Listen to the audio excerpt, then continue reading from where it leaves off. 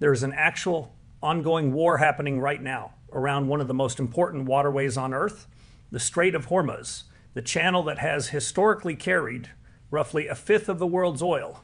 It has already produced real casualties, sunk and damaged ships, and stranded tankers for months. Today, the one diplomatic agreement that had been holding a fragile calm together quietly expired, with nothing prepared to replace it. Shipping through the strait has collapsed by more than 90% from its normal levels. And if you checked the stock market this morning, you would have had almost no way of knowing any of this was happening, because it is sitting near record highs. I want to walk you through exactly what has actually happened in this crisis, what expired today, and why the market's relatively muted reaction to all of it deserves your attention far more than a dramatic headline spike would. Here is the twist, and I am giving it to you immediately, instead of making you wait. A calm market reaction to a genuinely severe, ongoing crisis is not automatically proof that the crisis does not matter. Sometimes it means the opposite, that a slow-moving, months-long disruption has been absorbed gradually, piece by piece, until each new headline stops registering as urgent, even while the underlying situation keeps deteriorating. Gold and silver have not spiked dramatically through this crisis, the way a single sudden shock might produce. That muted reaction is worth understanding clearly, because it is not the same thing as the market concluding this crisis is over or unimportant. Before I go further, I want to know who is with me right now. Tell me in the comments where in the world you are watching from. And tell me honestly whether you had been following this specific crisis closely, or whether today is the first time the scale of it is becoming clear to you. I read these, and I promise you the pattern in the comments. Under a video like this, always reveals how a slow, grinding crisis like this one can fade into the background of everyday news coverage, even while it remains genuinely severe. Let me lay out what has actually happened, because the timeline matters and the details are more serious than most casual coverage has conveyed. This crisis began at the end of February this year, and over the months since, it has produced real documented casualties. At least one tugboat sunk, more than a dozen merchant ships damaged, several abandoned, 2 captured, and a dozen seafarers killed or reported missing. In mid-June, a 60-day memorandum of understanding between the United States and Iran brought real measurable relief, and shipping through the strait began recovering, reaching its highest daily transit count of the entire conflict by late June. But that recovery did not last. Attacks on commercial shipping resumed in early July, and traffic began collapsing again even before the formal agreement expired. That 60-day agreement reached its end today, with no replacement deal in place. Crossings through the strait, which fell 64% to under 100 per week by early August, have now dropped single digits per Dalton Y. By the middle of this month, Iranian oil exports, specifically routed through the strait, have fallen by as much as 94%. Shipping overall is now estimated to be running at roughly 5% of what it was before this crisis began. If you are finding this useful already, take a moment to like this video and subscribe, because the next part explains why this is not simply a story that resolves the moment a new political agreement is announced. And it is a detail almost no coverage of today's expiration has emphasized clearly.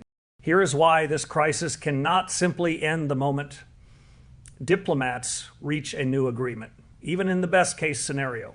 Months of naval conflict in a narrow shipping channel leave behind a genuine physical hazard, and clearing that hazard, verifying safe passage, and rebuilding the confidence of maritime insurers who ultimately decide whether commercial shipping companies are willing to risk sending vessels through it all, is a real physical process, not a paperwork formality. Estimates for the mine clearance and safety verification process alone run to roughly 40 days or more, even assuming a political agreement is reached immediately. That means even genuinely good news on the diplomatic front today would not translate into shipping actually returning to anything resembling normal for weeks. At the very earliest, a detail that gets lost entirely in headlines that treat a diplomatic breakthrough as an instant fix. Now here is the piece that connects all of this directly to your own gold, silver, and the broader market. Brent crude oil is trading near $88 a barrel, elevated and staying elevated specifically because of this disruption. And the Energy Information Administration currently expects Hormuz disruptions to persist through at least the end of this month, with much of the shut-in oil production not fully restored until early next year. Elevated oil prices feed directly into inflation, which keeps pressure on the Federal Reserve to stay cautious about cutting rates, which in turn affects the valuation multiples the market has been willing to pay for growth-focused technology and artificial intelligence companies that have driven so much of this year's stock market gains. Despite all of that, the Nasdaq sat near 26,850 points heading into this week, within striking distance of its own recent highs, having just posted a third consecutive weekly gain, even as one major bank raised its year-end target for the broader stock market to 8,000 points. On the same day this crisis reached a genuine turning point with no resolution in sight. Let me make this real with two people, because none of this matters until you see how it lands in an actual life. Neither is real, but both are the kind of person you might recognize. The first I will call Cornelius, 72, who followed this crisis closely back in February and March when it first broke, but found his attention drifting as the months wore on and the headlines became repetitive. Another attack, another round of talks, another deadline. By the time today's expiration arrived, it barely registered with him as significant. Simply one more entry in a story that had started to feel like background noise months earlier, even though the actual situation on the ground had been quietly deteriorating the entire time. The second person I will call Henrietta, 69, and she made a habit of checking back on this specific crisis every few weeks rather than letting it fade into background noise. Specifically because she understood that slow-moving stories are often the ones that end up mattering most, precisely because they lose public attention long before they lose real-world significance. When today's expiration arrived, she understood immediately what it meant, not because she had any special access to information, but because she had never stopped actually paying attention to a story. The news cycle had quietly moved on from months earlier. The difference between them was never how much either one cared about world events. It was that one of them let a slow, grinding crisis fade into background noise the way most ongoing stories eventually do.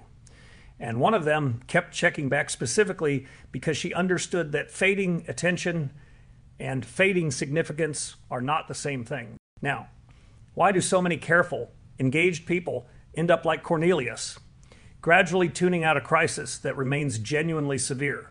There is a well-documented reason, sometimes called habituation. The tendency for repeated exposure to a stimulus, even a genuinely alarming one, to produce a steadily smaller emotional reaction over time, simply because the mind adapts to whatever it encounters repeatedly. A single dramatic headline moment captures full attention.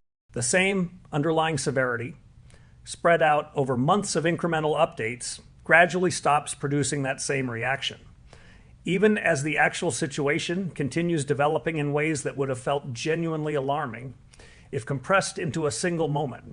This is precisely why slow-moving crises, like this one, are so often underpriced by markets and underestimated by the public, right up until a single moment forces a sudden reassessment. Now, let me be careful and honest with you, because I will not insult you with fear. And this exact subject, one involving real human casualties and a genuine ongoing conflict, deserves to be treated with real seriousness rather than used to manufacture excitement. This crisis could still resolve constructively and renewed talks, whatever form they eventually take, remain possible even after today's specific deadline passed without an agreement. Markets pricing this calmly does not necessarily mean investors are wrong or complacent. It may partly reflect a reasonable judgment that other Gulf producers have adapted their own export routes reasonably well, or that the physical disruption, while real, has not yet fully translated into the kind of acute global energy shortage that would justify a larger market reaction. I do not want to overstate the case either. What I want is for you to understand the actual situation clearly, not to walk away more frightened than the facts themselves warrant. What I am giving you is not a prediction of how this crisis resolves. It is the actual documented timeline and scale of what has happened, laid out clearly, so you can weigh it honestly against a market reaction that has so far remained relatively muted. I want to say a word about gold and silver here specifically, because their relatively contained reaction through months of this crisis is worth understanding rather than simply noting. Both metals have still posted real gains this year, and gold specifically is up roughly 10% in August alone. Its best monthly performance since January. That is not nothing.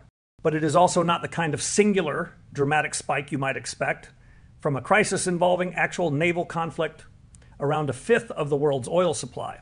And that gap between the severity of the actual situation and the relative calm of the market's reaction is exactly the kind of detail worth continuing to watch closely as this story develops, rather than assuming either extreme, that the market has it all figured out, or that a bigger reaction is guaranteed to eventually arrive. So let us pull this together and go back to where we started.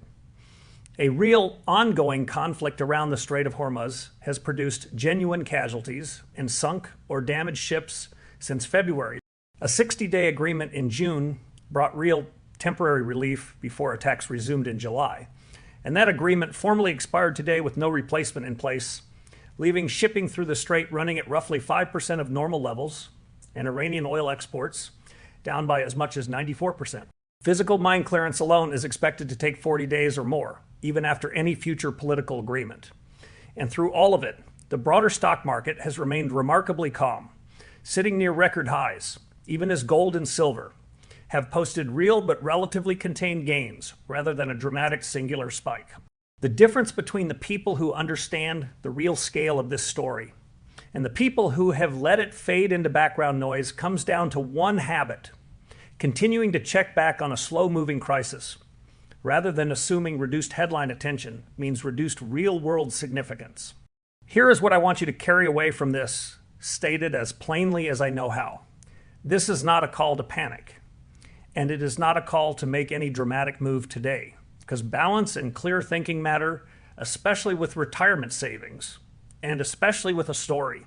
This serious, it is a call to understand that a genuinely significant, ongoing crisis can fade from headline attention long before it fades from real-world importance, and that markets, like people, are capable of gradually normalizing a severity that would look alarming if you encountered it all at once, rather than in months of incremental updates.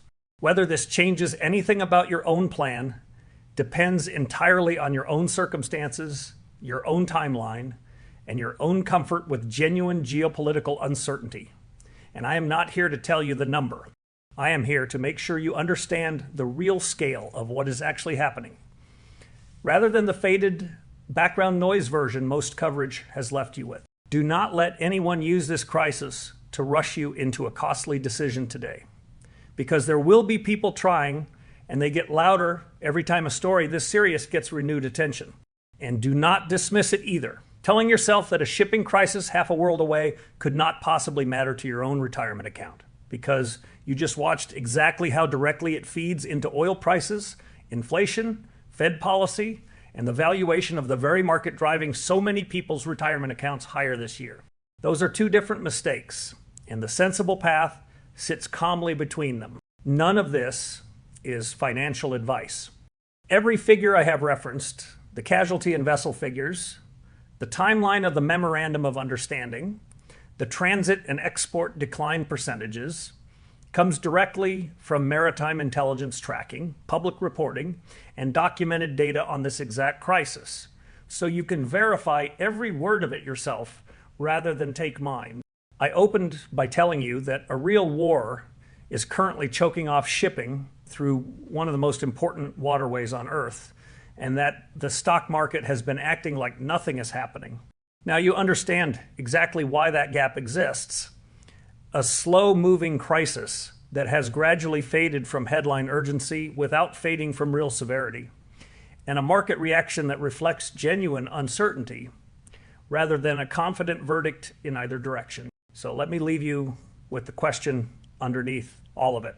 When a crisis this serious stops making the front page, not because it resolved, but simply because the news cycle moved on, does that mean it is actually over? Or does it just mean fewer people are still watching closely enough to notice that it is not